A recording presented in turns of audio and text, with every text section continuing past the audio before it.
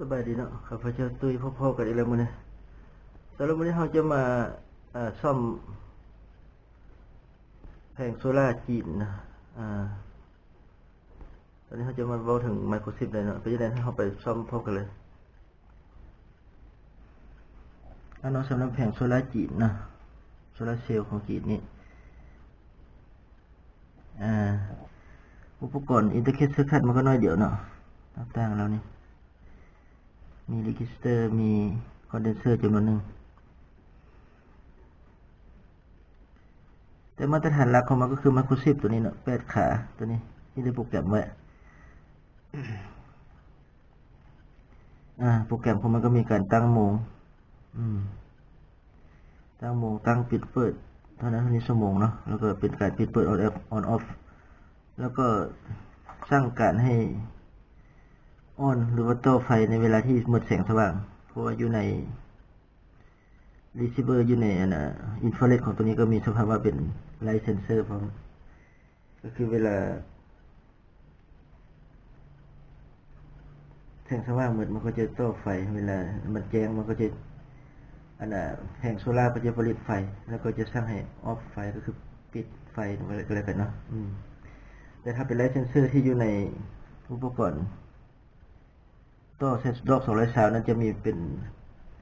เขาเรียกว่าเป็นรีจิสเตอร์เป็นไลท์เซนเซอร์เวลาไฟมันแรงดันไฟมันเพิ่มขึ้นเวลาแสงสว่างเนาะแสงสว่างเพิ่มขึ้นนั้นความต้านก็จะเพิ่มขึ้นเป็นอันสงไขนะซึ่งไฟเดินบ่ได้แล้วกันปรากฏว่ารีโมทเพย์นะตัวนี้เป็นรีโมทของซันบ็อกมันขึ้น frequency มันขึ้นความถี่มันจะถึกปุ่มหนึ่งเนี่ยเป็น on off เนี่ยจะถึกปุ่มนี่นะฉะนั้นเราเปิดลองใช้งานดูมันจะถึกปุ่ม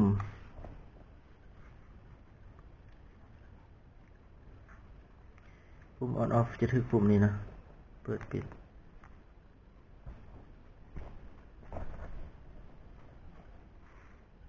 นะ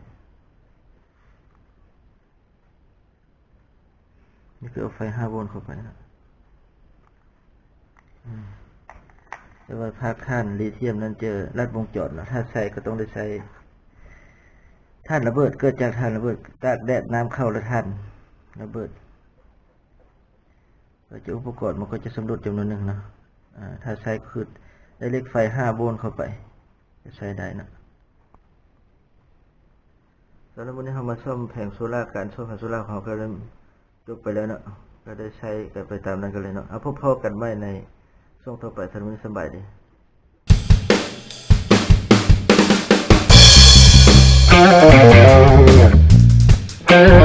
ี